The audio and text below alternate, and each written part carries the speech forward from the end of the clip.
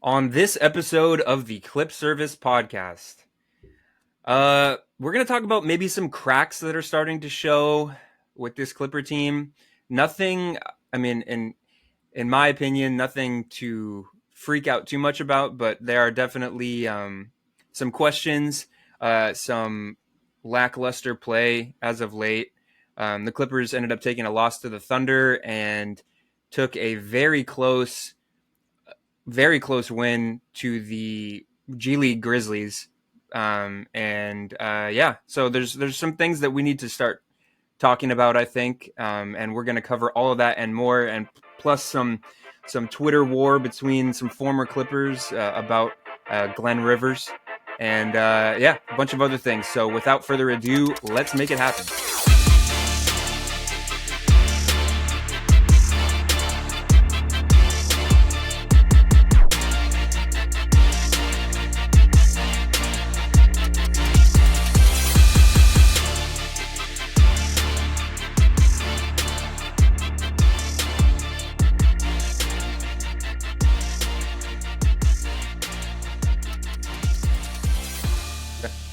What's up, Clipper Nation? And welcome to the Clip Service podcast.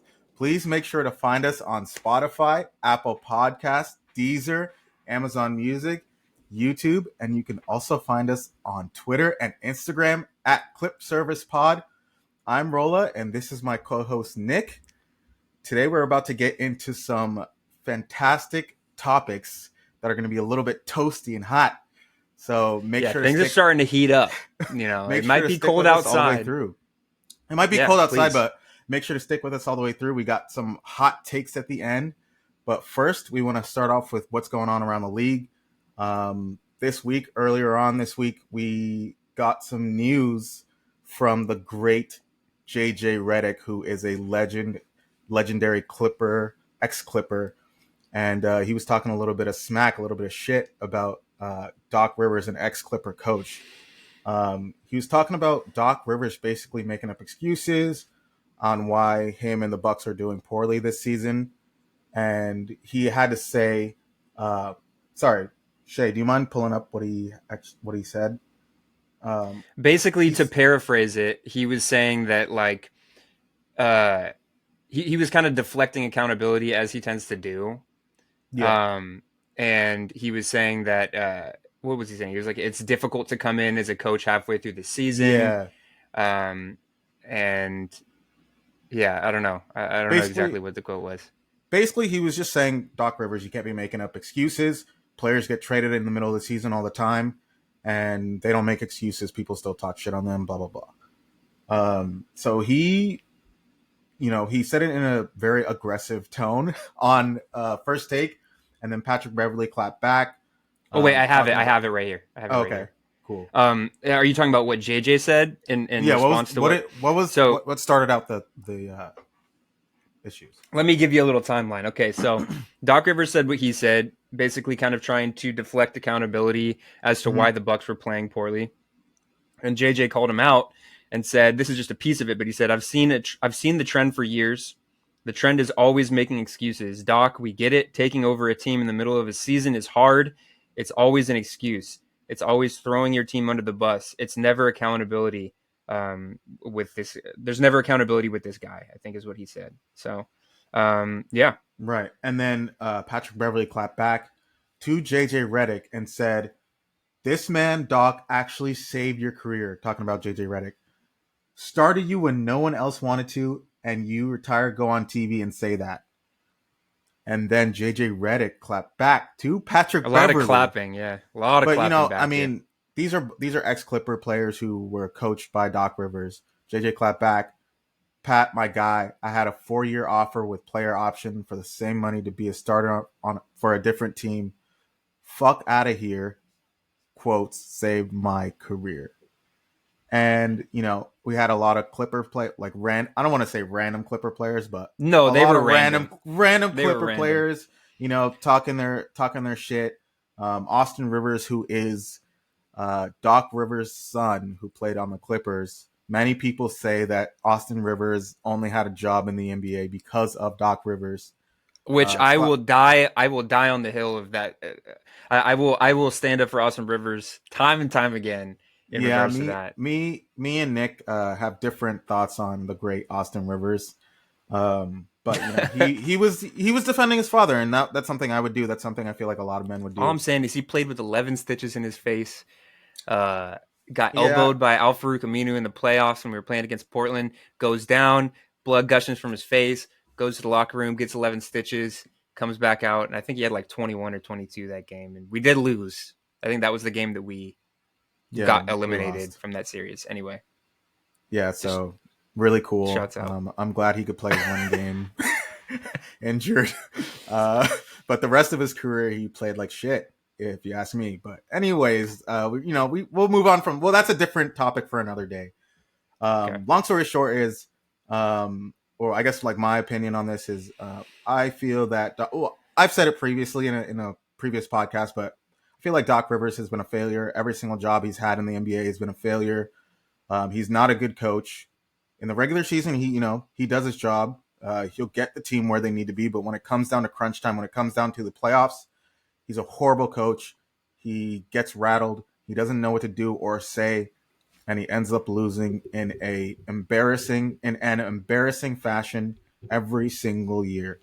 And we're like JJ Redick said, there is a trend. We're noticing it again on the Bucks, making excuses, this, that, and the third. And I wouldn't be shocked if the Bucks lose to a lesser team in the playoffs this year again. And that's kind of where we're at. What are you thinking, Nick? I mean, it's certainly possible. Obviously, we've seen it time and time again with Doc. Um, I think that's where we differ in terms of Doc. I don't think that his career as a whole was a failure. I think that he did a lot of good things for the Clipper. I mean, for a lot of the teams that he made stops at. But there was a lot that he did in his Clippers tenure. I mean, if we go back to 2014, we play a first round series against the Golden State Warriors when they were really starting to come up. Halfway through the series, the Donald Sterling scandal is brought to light. Donald Sterling is banned from the NBA for being a racist piece of shit. Mm-hmm. And we didn't have an owner. There was a lot of, I mean, the eyes of both the NBA players and NBA fans alike. They were all locked on the Clippers, and there was a lot going on, in and out of the locker room.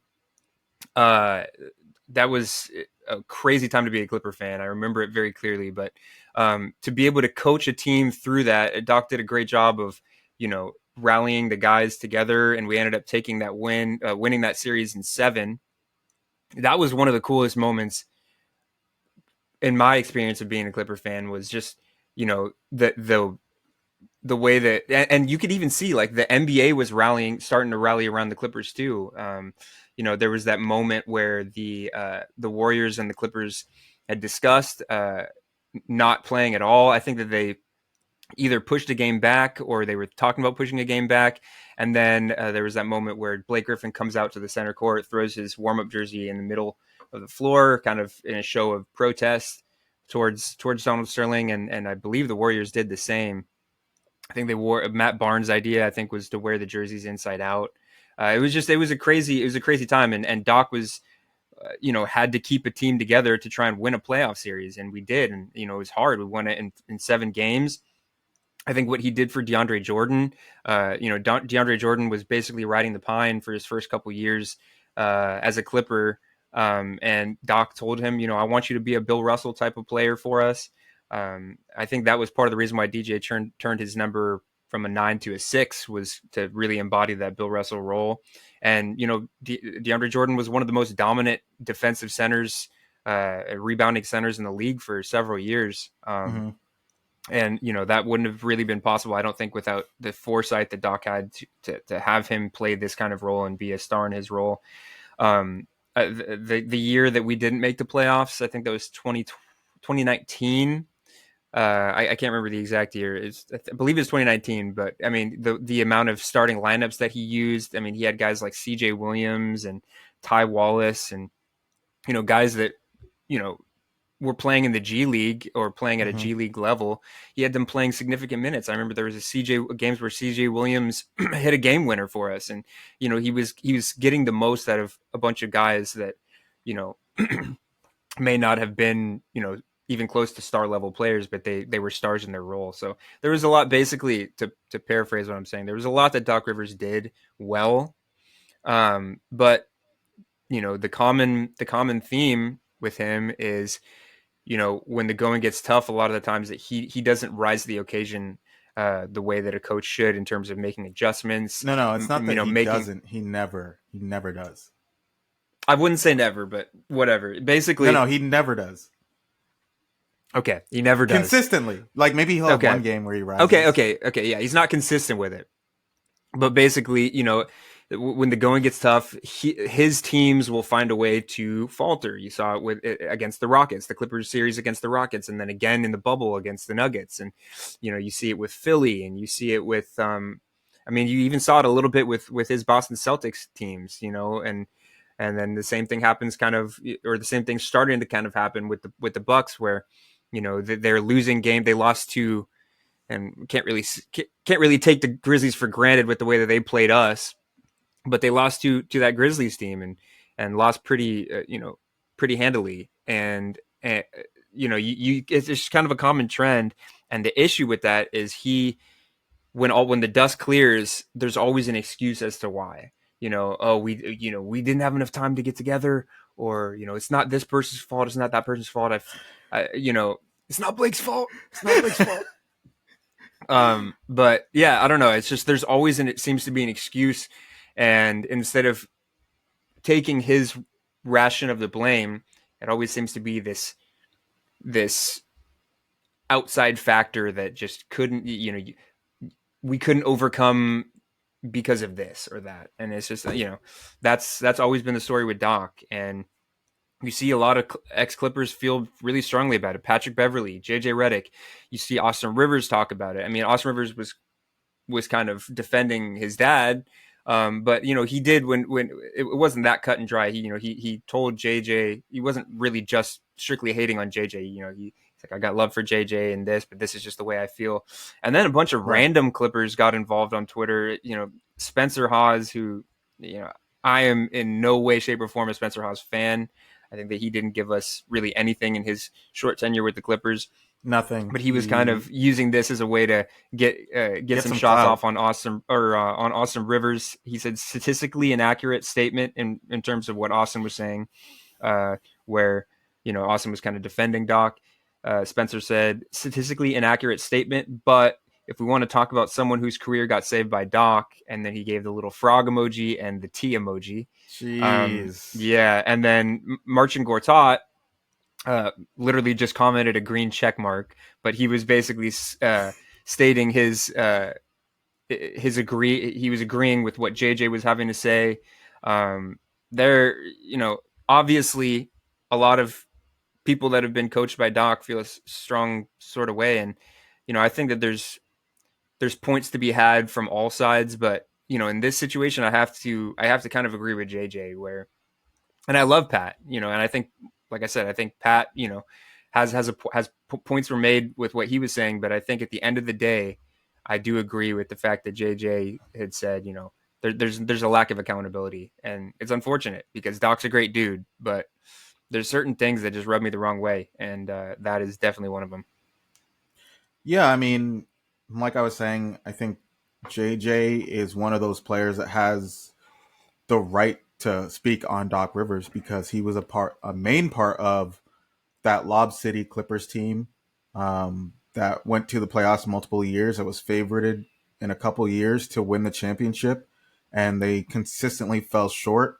I believe all of the players from that team are like pretty consistent on the reasons why they lost in those years and they choked in those years. And one of the main factors was Doc Rivers, that they felt like Doc Rivers wasn't making the right moves and right decisions in the games and throughout an entire series. And we kind of saw that with Kawhi and Paul George. I remember Paul George was speaking a little bit on Doc Rivers before after the bubble, and he was talking about how he felt like Doc Rivers wasn't playing him right, and he was kind of speaking highly on Ty Lue, saying Ty Lue uses him in a different way that Doc Rivers was using him. And then we see the with Philly, We see Ben Simmons, like what happened with him. We see how he collapsed. And it seemed like Doc Rivers was using Ben Simmons as an excuse to why they collapsed. And, it was partially Ben Simmons' fault. He should be recognizing that he is, a force in the league, or should be a force in the league. It was the But, layup that he refused to take against yeah, Trae Young. yeah, That was a basically. big part of it. But Yeah. Ben Simmons was looking to his coach, who should be the leader of the team, to defend him, and Doc Rivers didn't do so, and he basically blamed it on him, talking about that Ben Simmons not dunking the ball on Trae Young, basically cost them the series. Yeah. In which, I believe they had a game after that. I don't think that was the closing game. I think they had a game out, and they just collapsed. But Doc Rivers, to me, he is just not the coach you want to have on your team. If you're trying to do well in the regular season, then by all means pick him up. He's going to get your team into a top 4 seed. But after that, it's kind of you basically know you're not going anywhere in the playoffs. Yeah. Very polarizing topic. Thankfully, it's not something that we have to deal with firsthand. These are all former Clippers, and this is all kind of water under the bridge. Obviously, when it comes up, everybody's got their opinions, but we have, I'm very, let's just put it this way. I'm very fortunate that we have Ty Lue at the helm. Yeah. Or I feel very fortunate that we have Ty Lue at the helm, and Ty has his shortcomings as well, but for the most part, if something's on him, he usually takes his share of the blame. He makes the right adjustments a lot of the time. So yeah, it's just it was a very funny day, both on Clipper Twitter and on NBA Twitter. And then I don't know. We'll see what Doc ends up pulling out of it if he ends up pulling something out of his hat with this season with the Bucks. We've already said it on previous shows. I don't know if it's going to go well. I think that you're probably going to see a decline from where we're used to seeing the Bucks in terms of being dominant and being like a cohesive unit. But that's neither here nor there, because that is not our problem anymore. Yeah, no. So what else is going on? Actually, this is. Sorry, go ahead. I was gonna say, I was gonna move on, but go. Okay, yeah. Let's move on. As one thing that I wanted to talk about, I know that this somehow ends up always being a talking point with Rola and I, but a little snippet of what I saw from Stephen A. on, I think it was it wasn't First Take, but it was on it was Get Up, on the Get Up. Stephen A. calls out Zion and says it's not about his game, it's about how many burgers he's eating, whether he is going to be in shape or keep eating McDonald's. That's what he has to prove. That's what he has to prove, that the chefs don't love him any longer. What is your take on that, Rola? Bro, I think it's kind of bullshit. It's like I don't know. It's kind of a cop out. That's always going to be a cop out for who? For anybody that wants to critique Zion. Like, of course, but at the end, it's a low hanging fruit. Yeah, I think the reason is because Zion is, when you look at him and his talent and what he can do on the court, he's a legend. Like, he's a generational player. He is generational athleticism. He can pass the ball. He can shoot when he wants to. His first step, he can finish at the rim. His insane, first step, his rebounding. Like, he's a fantastic player. His one issue from being, a regular star type player to becoming, like, on the way to becoming a superstar type, is the fact that he's fat, dude. Like, that's just it at the end of the day. And, it's very strange for a regular dude like me to call someone like Zion Williamson fat. But, dude, the dude is like 300 plus pounds, bro.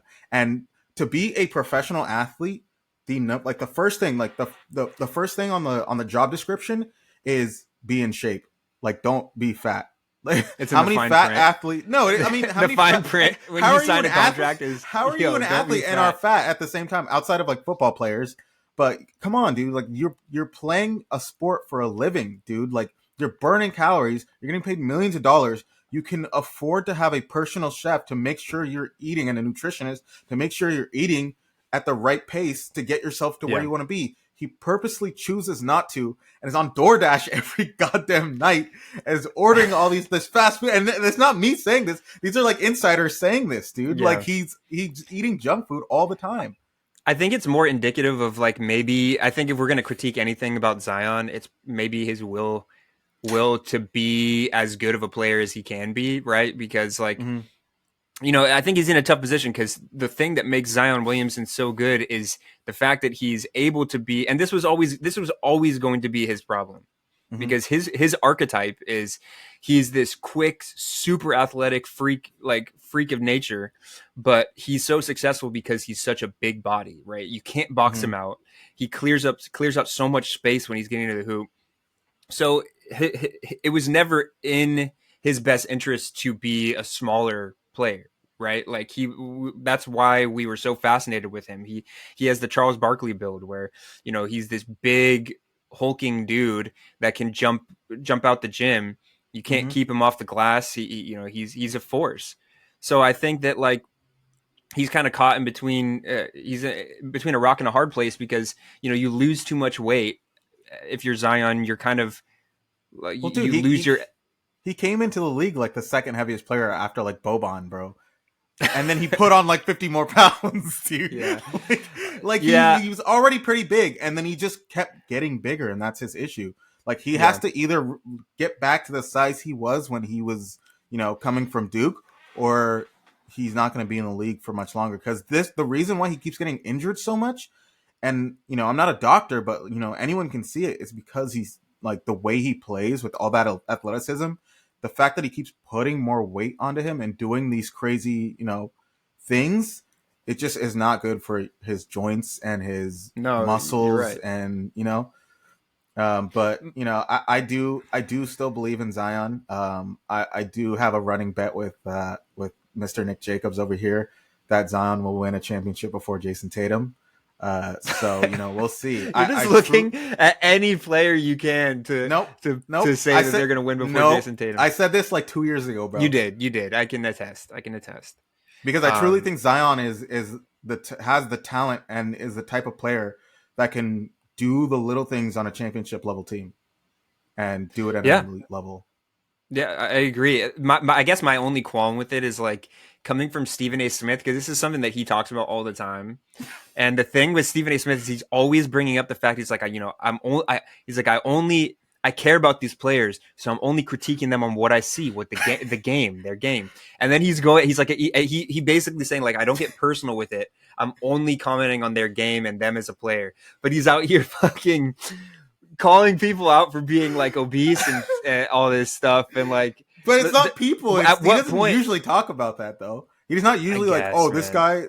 No, I dude, just think that Stephen it's A. because Like Stephen Zion A. is genuinely fat, bro. Stephen A. is great at what he does. He's put in the work, but he is, in my opinion, an extreme hypocrite. And it always bugs me when he comes out and Mm-hmm. says something that he claims that he never, ever in his entire career never would cross the line and say. So I don't know. I just thought Yeah, that was and funny. I'm like, I was scrolling through Twitter and I'm like, oh, what? I saw Stephen A. Smith and then I saw McDonald's and I was like, okay, I know exactly what he's talking about. yeah, for the So record, I have nothing against fat people. I'm just saying that in this case, to be a professional athlete, where they basically pay you millions upon you being in peak shape, to basically throw that away because you can't stop eating is yeah, pretty wild to me. yeah, Anyways, to move on, the other day, speaking on Stephen A., he was interviewing Anthony Edwards the other day, and he asked Anthony Edwards if he basically was saying that him, Luca, and Shea Gilgeous were the top three, youngest players in the league right now. And well, I don't want to say youngest, but the top three like younger stars in the league right yeah. now. No, I know what you mean. And he asked him, where do you feel like you see yourself within that trio? And Anthony Edwards said, I think I'm the best, basically. And to me, that's crazy. I think Luca is by far the best youngest player in the league, younger player in the league, and I don't even think it's remotely close. Like Anthony Edwards shouldn't even be speaking on his name in the same sentence as Luka, in my opinion. I think Luka is already a top 10 player. He's already in that upper echelon. I think he's verging on the level of superstardom. I mean, the dude dropped 71 points the other day. I think he's already a Um, superstar, well, personally. I mean, I think, well, I guess that's different because my definition of a superstar is someone who can lead a team to a championship. And Yeah. I think that's only 6 players in the league right now. I think Jokic added him. I previously said it was only 5 players. I think Jokic added himself to that list last year. Hmm. And that list is LeBron, Kawhi, KD, Steph, Giannis, and Giannis. Jokic. Yeah. Yeah. That's fair. So, I mean, other than that, those 6, those are the superstars in the NBA to me, and everyone else are stars and below. Hmm. But I think that Luka is on that cusp of becoming a superstar. I think he can be the number 1 player on a championship team. And I don't think Anthony Edwards is there yet. I don't think Shea is there yet. But, um, you know, that's just how it is. I think that Anthony Edwards is a fantastic player, but he's not at that level yet, personally. What Yeah. about you? What do you think? Well, it's actually interesting because there was another bit of bit of information recently that came out that kind of Mm-hmm. goes in tandem with this. But Draymond Green on his podcast said that I don't have the exact quote, but basically what was said was that he was a little disappointed with the way Anthony Edwards carried himself in the All-Star game, Right. um, because if he feels like or if he ends up being the player that that a lot of people think that he's going to be, being the face of the league. Obviously, Stephen A. Mm-hmm. Smith thinks that. A lot of people have said that. Um, you kind of have to act as a steward of the game. So there's certain things you're basically a partner with the NBA, and there's things that you kind of have to take seriously. And one of those things would be the All-Star game. You know, it's a tradition. Obviously, it happens every year, every season. And, you know, for those of you that don't know, Anthony Edwards basically came out and said, I'm going to be playing with my left hand the entire All-Star weekend. And he looked like he didn't care. Like, there were a lot of players, Luka included, Yeah. that looked like they didn't care. And I, for once, I kind of agree with Draymond in the sense that, like, okay, if you really want the responsibility of being the face of this league, um, you do have to. There's certain things that you have to go through the motions with, to basically um, keep up the aura of the NBA, and one of those Mm-hmm. things is the All Star game. You know, the, we talked about on the last pod. I think the All Star game has become kind of a joke, Of but course. whether or not it's a joke, you know, part of the responsibility of being a face of the league type player is to hold some level of respect for that kind of thing. And I think that Anthony Edwards, you know, I like him a lot. He's got an edge to him. He talks a lot of smack. He knows how good he is. But there's a point where it becomes almost corny, or it becomes like, okay, you're trying too hard to not care. Um, you know, just there's a level of professionalism that you have to have. Mm-hmm. And I think that that's part of his next step if he wants to take that jump, is to you know, at least work a little bit with the NBA, if you want to be the face of it. So I don't know. That's my 2 cents. No, I completely agree. I think Carl Anthony Towns mentioned this also this week on how he has never seen anyone like Anthony Edwards. Kind of talking about how he was going to be the face of the league and how he kind of has to gain some of that responsibility and kind of like sit down and recognize that. I mean, but you know, Anthony Edwards is one of those people that are like true to themselves and they're not going to change up because of whatever. He's going to be, that's his personality. It is what it is. You know, if he doesn't want to take being the face of the league seriously, he's not going to. If he Yeah. doesn't want to take the All-Star game seriously, he's not going to. And, you know, I think that's what he said when they interviewed him last week was kind of with the All-Star game, he called it a break. He's like, this is an All-Star break and, you know, I shouldn't have to, you know, play hard or play, you know, how I usually do. This is supposed to be a time to relax almost. And Unfortunately, when you're the face of the league, someone like Steph Curry, someone like LeBron James, um, being the face of the league takes a lot. Steph Curry, I mean, we saw last, what was it? Was it the last All Star game where he had like 15 threes or whatever? I Yeah, mean, Steph Curry is at the tail end of his career and he's out here doing this, like still like trying. That should tell you all you need to know about someone like Steph Curry. And I don't think that Anthony Edwards is gonna get to that point. I don't think he's ever gonna really take it as seriously. But there are other players in the league. There are other young players in the league that I think would be ready to take that step and to take that role. totally. Yeah, I agree. That all remains to be seen. They're all very young. That's another Yeah. thing too, is like there's a little bit more maturing that they have to do, not just as a player, but as an individual. And I Right. think maybe as they get older, they'll be more willing to be a little bit more professional about that kind of thing. But maybe that doesn't happen. We'll see.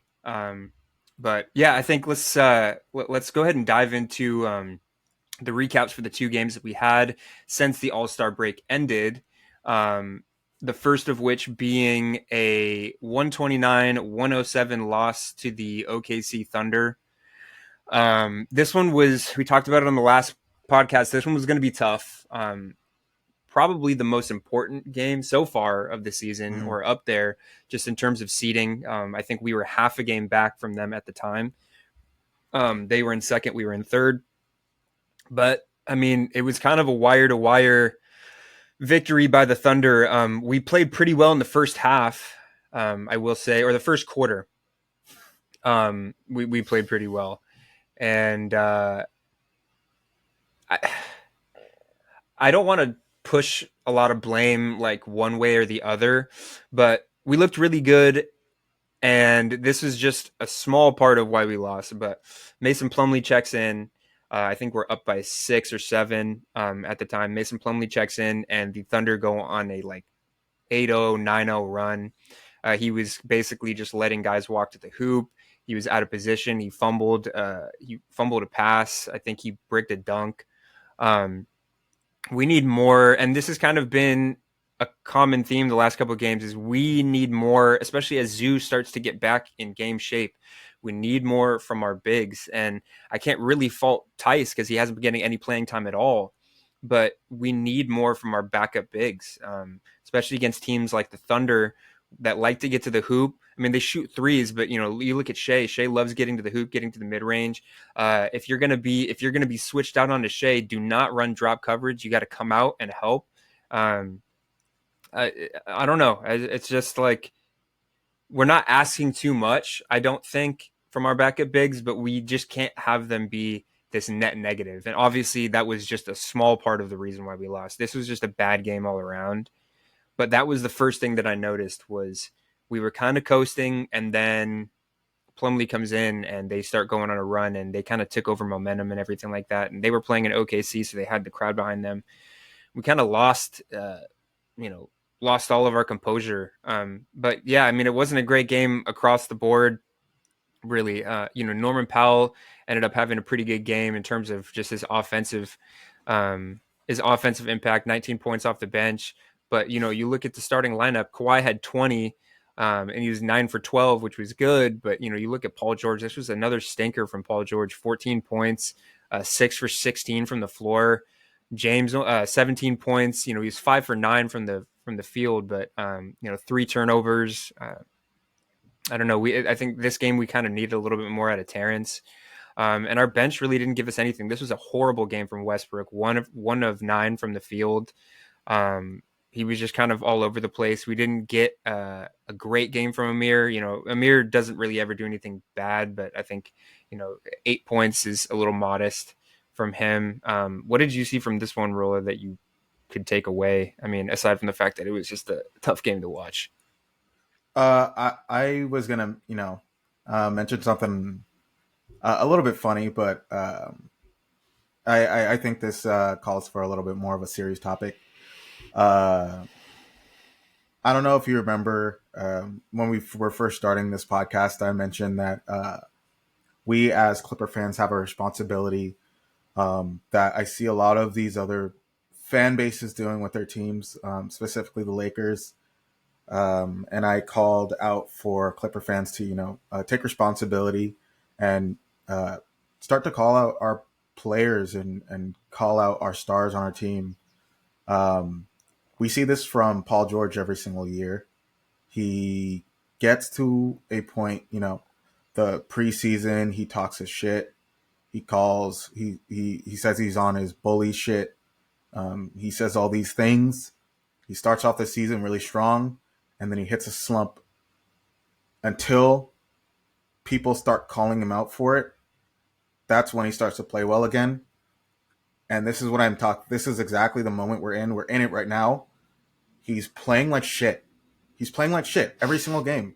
And that's the fact of it all. He doesn't want to put in the effort until the fans, the media starts calling him out for it and pushing him to the point where, like, he needs that motivation. He needs something to make him play better.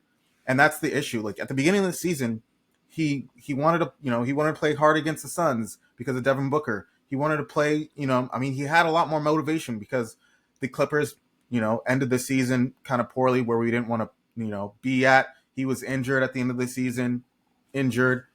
And, he had a little bit more motivation at the beginning of the season. Now he doesn't really have anything to play for. He kind of just coasts the game. He puts up shots that he normally makes, and he's bricking a lot. And we're at the part of the season where we need to start calling him out. Call him out on Twitter. Send him DMs. You know what I'm saying? Like, we have to be on social media and do something as Clipper fans if we want to see Paul George get back to where he was as soon as possible, because he won't until someone calls him out. He absolutely won't. I'm hoping that, he has a podcast now and he has a little bit more media attention on him, that maybe his podcast mates call him out and say, yo, Paul George, you've been playing like shit recently. What the fuck is up? Because it's very frustrating to see. I thought he was, I thought it was because he was injured. He had, he had a groin injury that he was dealing with for a little bit. But And he is also now he's questionable today against the Kings with knee soreness, um, yeah. which So doesn't make I don't know matters what any that better. means. I don't know what that means. They just had the All Star break that was last week, where he played in the All Star game. Maybe something happened in the last two games where he has knee soreness. But I mean, before the All Star game, he was dealing with the groin issue, and then he was playing again, and then I think he had one big game. I forgot who it was, who was against. But that kind of proved, I watched that game, and he seemed to be back. And then he comes back and he puts up a performance like this. So it's just kind of frustrating to see this game. The next game against the Grizzlies, he played like dog shit. I think he had 14 points also. So Something like that. it's just irritating to see someone like Paul George, who I've religiously preached, um, is the most talented player in the game of basketball today. I think he has more talent than Jokic. I think he has more talent than Giannis. You know what I mean? These top Yeah, players, and he there really should be isn't a in that flaw in his game. conversation. There's no flaw in his game, and he should be in that conversation. But he isn't, because of the slump that he always is in, like we are in right now. So I challenge a lot of the Clipper fans. I challenge media to kind of get on his ass. Tell him that he's been playing poorly. Ask him what's up. Ask him, I thought you said you were on your bully shit this season. This isn't bully shit. This isn't bully basketball. You shouldn't be scoring less than Norman Powell, who's coming off the bench, who's playing less minutes than you. You're supposed to be the secondary star. You get paid $40 million a year every year, right? They're paying you $40 million a year for 14 points a game. No, we're not. We need to be seeing more from Paul George, and that's what I have to say about that. Yeah, well, points were made. I'm not gonna lie. I think that you bring up a good point too with his contract in question. Like, he's due for an extension. Those of you that don't know, we extended an offer to Kawhi Leonard earlier this season, and he is officially extended. His contract is extended. Paul George and James Harden are set to get contract extensions from now until the offseason.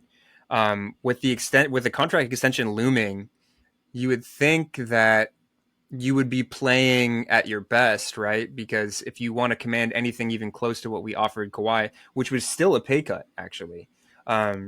But if you want to be offered anything close to that, you would think that these are every single game that we play from now until you get an extension is important. It can mean the difference between $3 million extra than what you expect and $13 million extra from what you expect. So yeah, it's been perplexing. There's a lot at stake, I think, not only for the Clippers, but for PG and his contract going forward. So it's something to keep an eye on.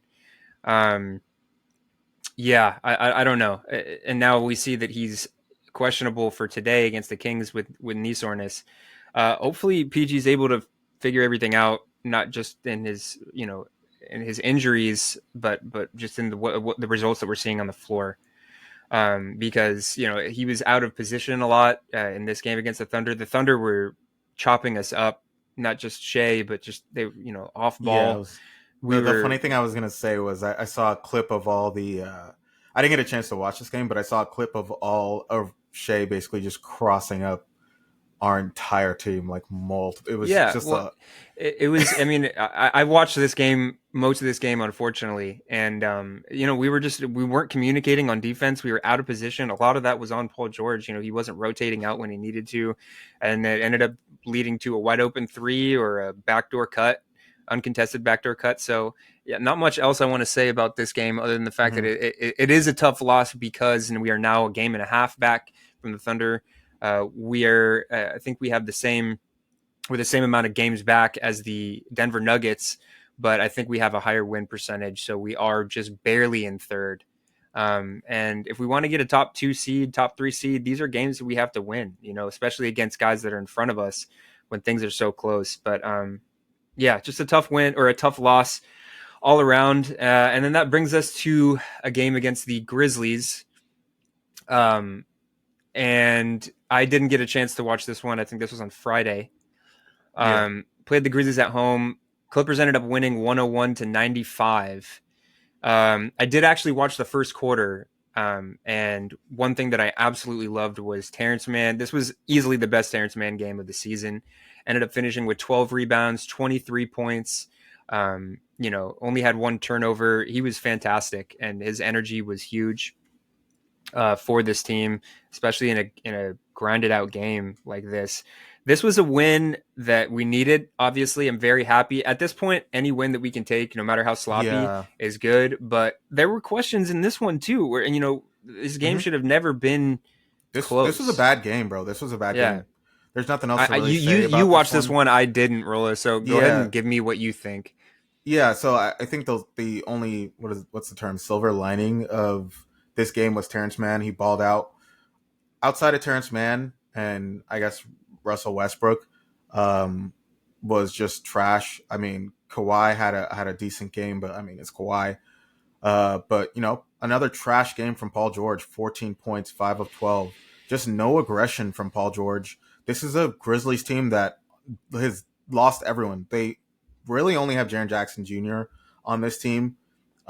And they've But had guys step up. we were Like in their losing at defense, like half. they have guys that have stepped up. Vince Williams has been Of awesome. course, of course, they're gonna have Guys guys that are step up. This is the GG NBA. These are Jackson. NBA level players. There are gonna. I mean, every team has talent that that is on the bench. So they're gonna step up, but they shouldn't even be close to our starters if we're being honest. If Paul George is playing like Paul George, this is a blowout. You know what I mean? Um, I believe we were losing at half, and then we really started to step it up in the third quarter. But overall, from our superstars, this wasn't the best game. I mean, James Harden had single digits in points. This was a bad game from James Harden. Just for looking at the It's stats, I mean, he had eight yeah, assists, but 1 of 8, one for eight. Yeah, just not a part of the offense at all. Really, I feel like most of his assists were kind of just like dish off, take a shot, and hope he makes it type do you think? beats. Do you think James Harden is gassed?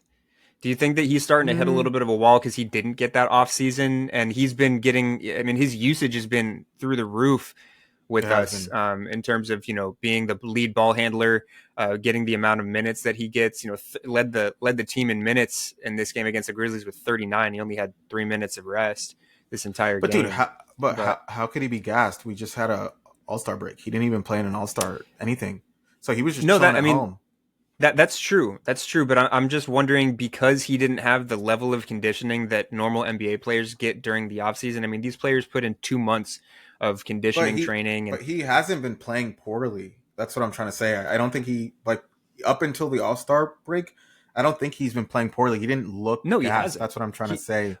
but that's what I'm saying too. Is like I think that a lot of the times players will start to hit a little bit of a wall around this time of the season.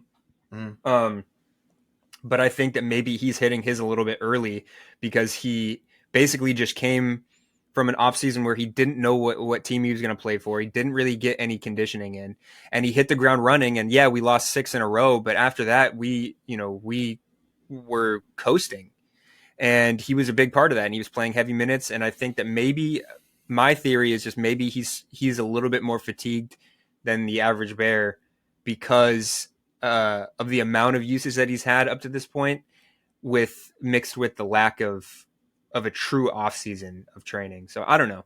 I'm not really giving an excuse, but because it has been egregious enough to where I'm like, okay, James Harden does look a step slow recently. So I'm trying to figure out why, and I think that might be a Yeah, reason.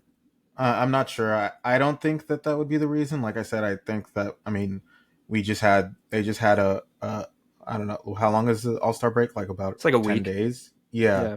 Yeah. So about a week straight of no playing, where he is basically just chilling. Yeah.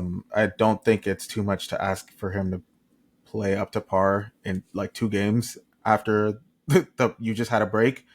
Yeah. But like you said, I mean, I'm not an NBA player, so I wouldn't know what their bodies go through.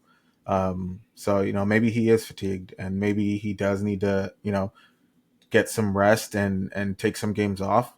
Uh, but I guess outside of that, I expect superstar or star type performances from him because I think he is one. I agree. How my question for you, Rolla, before we move on to the Kings preview for Mhm. today is how worried are you about this team right now? I'm not Um, worried at all. You're not worried, okay? Because that's the thing. You see it a lot on Clipper Twitter. I will say the one thing about Clipper fans that and from my personal experience over the years is I'm they sorry, care a I lot. am worried. I am worried, but You're not for what worried. you think. Yeah, but not for what you think. Okay. Well, that very ominous No, from but Rolla. I want you to finish your thought Okay. first. Um, yeah. So I can't even think now. I'm scared. No, I could go off really quick. Just go off Um, really quick. yeah, so I mean, well, my worry is with Paul George, not with the rest of the team. I mean, I believe that James Harden is, he's never really performed great in the playoffs. But I think with someone like Kawhi, and if Paul George were to play up to par, um, James Harden doesn't have to be that great. All he has to do is take care of the ball and dish it out to those guys, and they should be able to, win games for us and win playoff series for us. But my fear is that once we get into the playoffs, they're gonna defenses are gonna be focused around stopping Kawhi. So Paul George really has to step up, and if he doesn't, then it'll be another year where we choke. So okay. Of lack of a So better really, Paul term. George is at the root of your worry here, and I think Paul honestly, a George lot of is the key, and he always has been the key. yeah, yeah. I think that a lot of Clipper fans and people on Clipper Twitter kind of shadow that sentiment. One thing that I've known in my experience of being a Clipper fan is Clipper fans are very passionate, and so if there's a worry or if there's any skepticism that's to be had, we have a tendency to maybe be our biggest enemy. It's hard for Clipper fans to feel excited about something because of all of this shit that's happened in the past. And, I think that when even the littlest thing goes wrong or cracks start to show, sometimes we have a tendency to, dwell and, oh, we need to trade this person. We need to trade this person. Like I'm of the belief that this team, we've seen what they look like at their best. This team has what it takes to get it done and be the best, most dominant team in the league. But there are issues that need to be addressed, from Paul George's play recently to our reserve bigs and our front court rotation. I still think that we should have made some sort of move at the trade deadline. I think that there's still time. I think March 1st is the deadline to sign a buyout or free agent that can be eligible for the playoffs.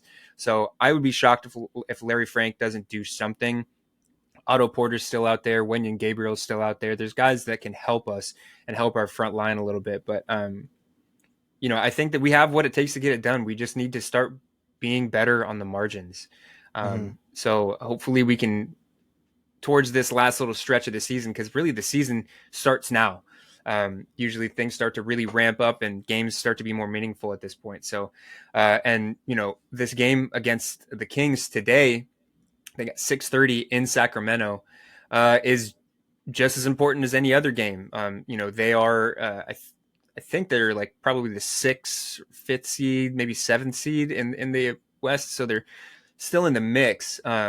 But they play hard, and they're not the team that they were last year. They've regressed a little bit, but it's going to be a tough one, and we need to win games. We need to win every single game that we can, because we're so close to that 2nd seed, 1st seed. But every loss puts us a game and a half, 2 games behind Denver, and then pretty soon we'll start getting dangerous territory with teams like the Pelicans and the Mavs, who are both playing really well in the 5 and 6 spots. And so we need to win this one. Rola, what are you looking for? What point of emphasis are you looking for the most against this Kings team? Really good offense, or excuse me, really good defense. I'm looking at their stats right now. Yeah, so they're a better offense than they are defense, significantly. They share the ball. They do a good job of moving it, and De'Aaron Fox is really, really hard to stay in front of. So what do we need to keep in mind for this one? I don't think that the recipe is that complex. We've beaten them twice already this season, so do the same thing, and our stars just have to be better. That's literally it.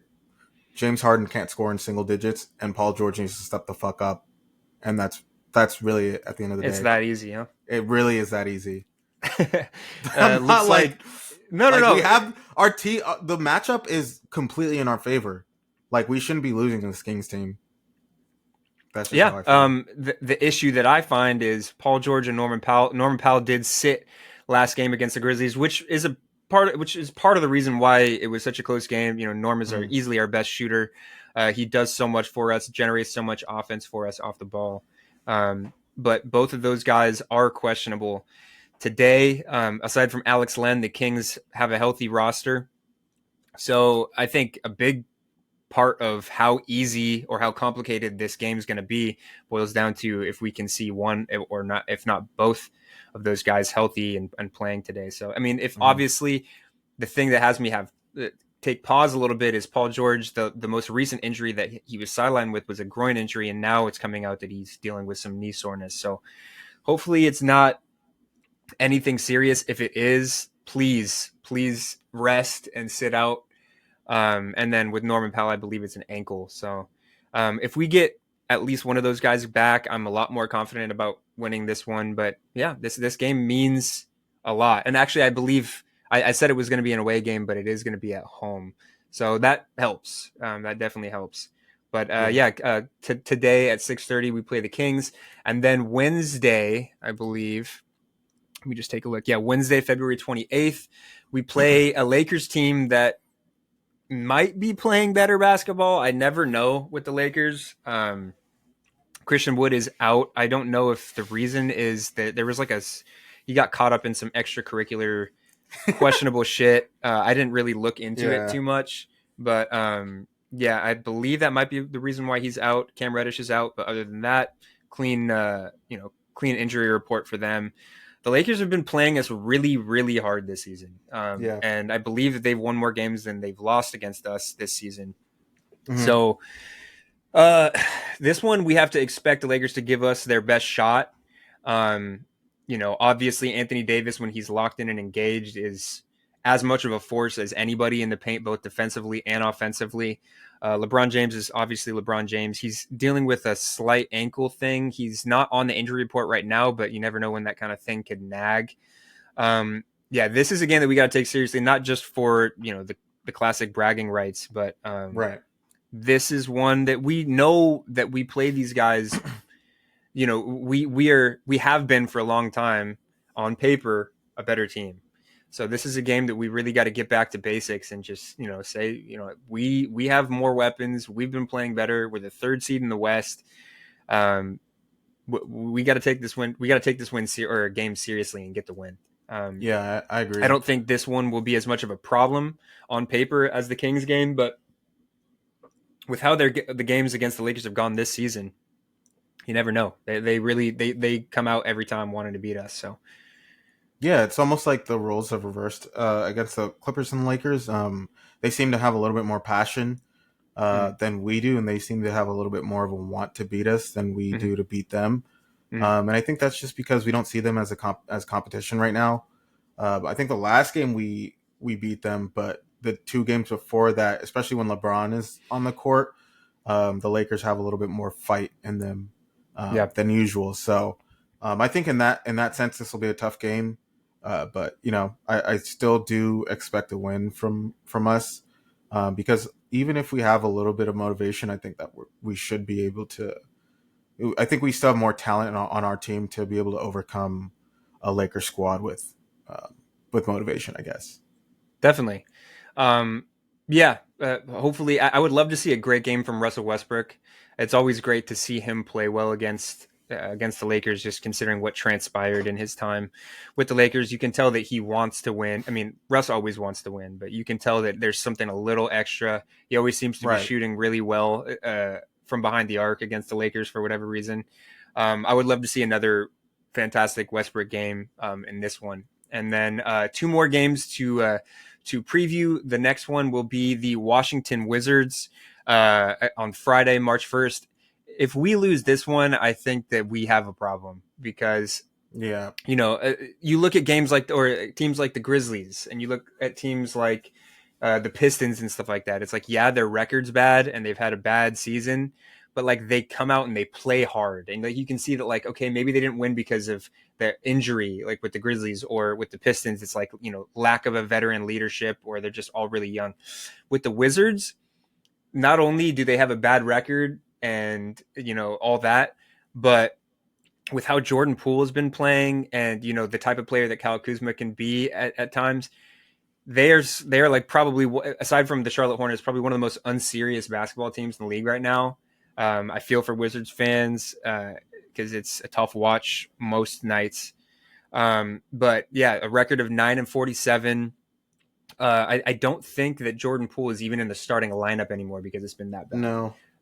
So if we lose this one, or if this one is like some egregious blowout, and they end up putting 150 on us or something like that, uh, that would piss me off. So please, all I'm going to say about this one is please do not lose this one. Uh, uh, just based on the vibe of the Warriors, or the The Wizards, Wizards.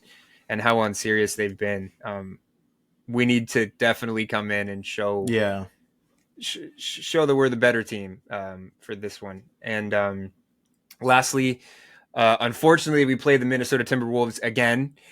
This one's going to be, I believe, on Sunday. Yeah, Sunday, March 3rd. I don't know, man. Like, in a playoff series, I really do like our chances against the Timberwolves. The Hmm. experience factor that we have really, I think, gives the Clippers the edge. But man, do we match up poorly against this team. Like, just on Yeah. paper, their size, their defense, they got the length to bother everybody. Whoever decides to take the ball up the court, it's like basically a steal waiting to happen. And then getting into the paint against the front line of Towns and Gobert it's a nightmare for the Clippers. So I don't know. What are Hmm. you looking for in this one, Rolla, besides just not playing as horribly as we have been against this Uh, team? I think we got to focus on rebounds and Um, you know, getting into the paint, and I know it's easier said than done, but Very much um, so. I think this is a team where if you put up a good scheme against them, which is why I think that we would destroy them in a playoff series. I think if there's a good game plan against this team, they are pretty one dimensional. And Well, their offense, they have an average, if not a slightly subpar offense, right? exactly. It's And I just the think fact that that, their defense is far and away the number one defense in the league right now. yeah, and I So, guess to go off that is, I mean, we've seen Gobert in the playoffs before, and this is a guy who has won Defensive Player of the Year multiple times, and then the playoffs roll around and he's just a normal guy. So I think that once a game plan is put against this team and against their defense, I mean, I think they could be had in a regular season game like this, where we don't have that time and we don't have that energy to put into a legit game plan against them. I think it's just going to be tough for us to get a dub. I would like it's to, but I wouldn't be shocked if we didn't come out with a win here. it's tough because the success that we've had against Gobert teams has been us running a small ball five that's at least respectable on defense Hmm. and can stretch the floor because it pulls Gobert out of the paint, leaves the paint a little bit more open, leaves a lane for guys to get to the hoop. But those guys are all left in the Harden trade. They were all traded away. Rocco, Nico, Mook at times. So I think that we need to. It's tough because it's hard to run small ball against this Timberwolves team because they're so big. And if they get position in the paint, and they have someone like Kawhi or James Harden or sometimes even Paul George on them, usually it's just a free dunk or a free layup. But I think that we have to keep trying the small ball thing against them, and we just need to be better at walling these guys. Like, don't let them get position in the paint. If you see them rolling to the paint, wall them off. Don't let Rudy Gobert get position 2 feet from the hoop. I don't care who's on him, whether it's James Harden or Russell Westbrook. Stand your ground, keep them out of the paint before they get the ball, so that you don't have to deal with the mismatch nightmare that the Timberwolves provide. But I think we need to, Zoo's been great in small bursts against this team, but if it's not working and things are starting to turn south, I think we need to continue to try. And you see it, you've seen it this season. Ty will put Amir Coffey or put Paul George on their bigs and stuff like that. I think you need to put a shooter, a small ball center shooter out there to try and stretch the floor. I don't know if maybe this would be a time to use PJ Tucker. I hate to say it. Also, PJ Tucker getting pity minutes against the Memphis Grizzlies really pissed me off. But that's, I don't want to even get into that. But maybe this is the one time where we can use PJ Tucker and he would actually be a benefit to us, just to see I if he mean, you can never try and hit a know. three, stretch the floor, and then maybe try and guard Gobert or Towns. At least just keep use his strength and um, you know, his girth to keep them out of the paint. Pause. Um, but yeah, I don't know. This one, with the way that these games have gone against the Timberwolves, this one has me a little frightened. But a win here would go a long way because, like I said, everything's so close. 1 through 3, it's separated by a game and a half, 2 games.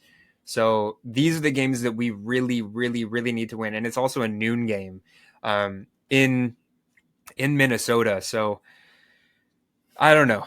Um, I, Hopefully this is one that we really take seriously and get the win, because that would mean a ton for our standings. And if we lose, that would also be pretty significant loss to our top 3 seed contention. So yeah, I mean, there's not really much else to say on my end, Rolla, about this one. What about you? No, I'm good. It's just one of those games that I think we gotta hope that we come out with a win. But like I said, I wouldn't be surprised if Wouldn't be this was an shocked. L. Yeah. Yeah. Hopefully PG's injury isn't too bad, because we would definitely need him on that one if we try and run out a small ball lineup. But yeah, aside from that, Rolla, did you have any hot takes or anything like that? Anything for hot take, shot take, or Um, are we good? I think we're good. I'm gonna save this one for next week. Okay, I I think. got you. All right, guys. Well, I think that about does it. Hopefully, the Clippers start to remedy some of these little cracks that we've seen. We've seen what this team can do when they are playing at their best. This season has been a roller coaster, and when it's up, it has been the best Clipper team that I've ever seen, Mm. just in terms of dominance and talent and all that. So hopefully, we can get back to that, and hopefully, we can stay healthy. Because at the end of the day, as ugly as the win is, getting a win in general is all that matters aside from staying healthy.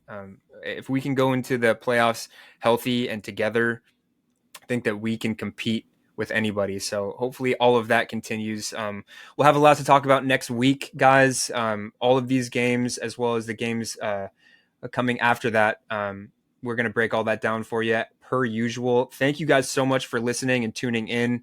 Um, you can find us on Twitter and Instagram at Clip Service Pod, and then you can you can watch us on YouTube and listen to us on Spotify, Amazon Music, Apple Podcasts, Deezer. And yeah, feel free to get at us. Let us know what you guys think of the podcast. Let us know how we can improve.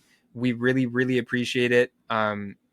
Yeah, it's gonna be a nerve wracking couple of weeks, guys. But stay with us because we'll be here to Hmm. break it all down for you. And as always, guys, go Clips. Go Clips.